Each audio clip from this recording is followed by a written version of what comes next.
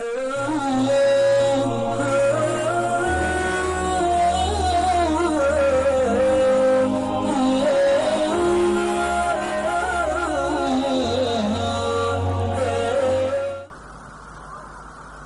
هذه سبیلی، یہ میرا راستہ ہے، ادعو الی اللہ علی بصیرۃ، میں علی بصیرۃ اس کی طرف ہر ایک کو بلاتا ہوں، جو میرا اتباع کرے وہ بھی علی بصیرۃ اس پر ہر ایک کو بلائے،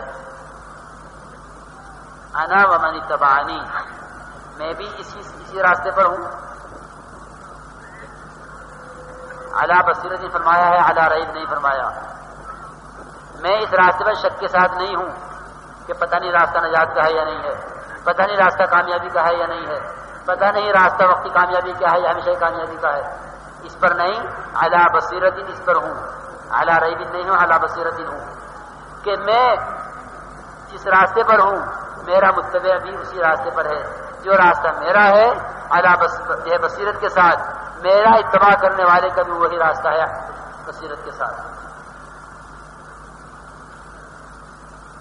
جب یہ راستہ اختیار کیا جائے گا، اس راستے کو امت کو بتلانے کے لیے، امت کو دکھلانے کے لیے جناب رسول اللہ صلی اللہ علیہ وسلم جب سب سے پہلے دن آپ امت کی طرف تشریف لائے، آپ نے کیا فرمایا؟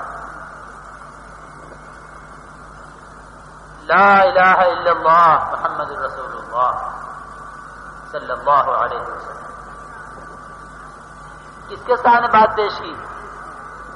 دھیان سے سننے کی بات ہے کہ آپ نے پہلے دن جب دعوت کو پیش کیا امت کی طرف، ابھی نبی سے دعوت امت کی طرف آئی نہیں ہے، پہلا دن ہے، آپ حرا سے چل کر آ رہے ہیں، نبوت لے کر تشریف لا رہے ہیں، نبوت کا تاج آپ کے سر پر رکھ دیا گیا ہے، آپ قوم کی طرف آ رہے ہیں۔ عجیب بات سننے کی یہ ہے کہ اللہ تعالیٰ نے اس موقع پر تمام انسانیت کو آپ کے سامنے جمع کر دیا،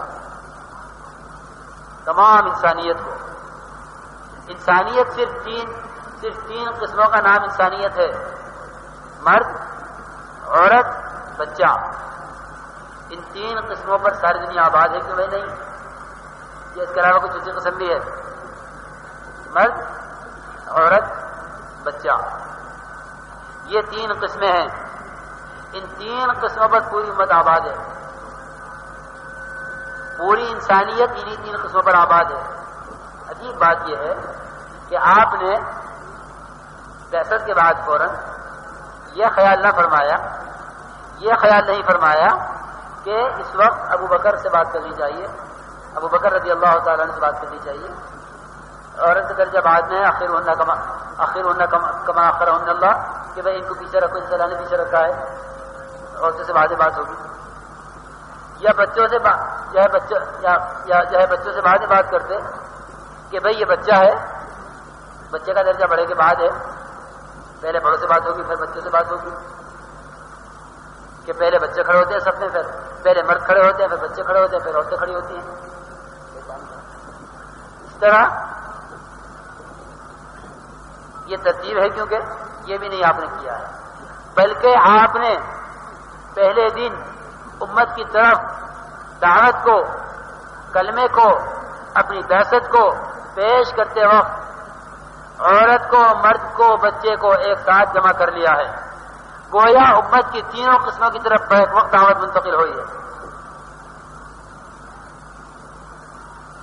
عورتوں میں حضرت خدیجہ الکبریٰ رضی اللہ تعالی عنہ، مردوں میں حضرت ابوبکر رضی اللہ تعالی عنہ، اور بچوں میں علی بن ابی طالب رضی اللہ تعالی عنہ۔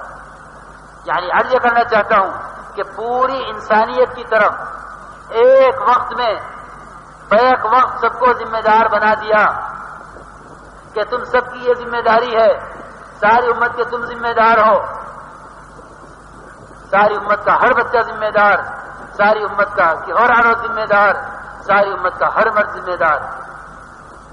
یہ پہلے دن آپ نے لا کر امت کی طرف منتقل کر دیا۔ خیر، پہلے دن بھی یہی اور آخری دن بھی یہی، انفذوا جیش اسامہ، انفذوا جیش اسامہ، انفذوا جیش اسامہ۔ اسامہ کے لشکر کو روانہ کرو.